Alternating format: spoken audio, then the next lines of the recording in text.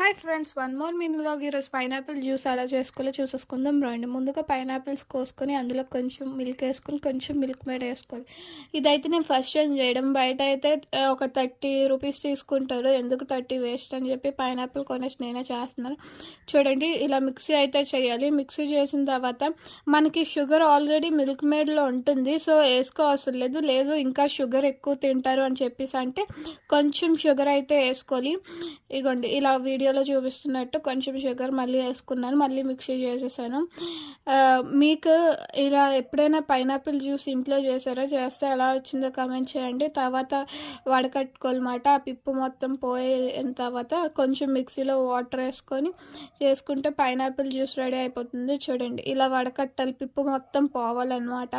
ఇంట్లో చేసుకుంటే healthy, quantity కూడా ఎక్కువ వస్తుంది. బయట అయితే 30 రూపీస్ పెడితే ఒకరికే వస్తుంది, ఇంట్లో అయితే ఒక ఇద్దరు ముగ్గురు తాగొచ్చు.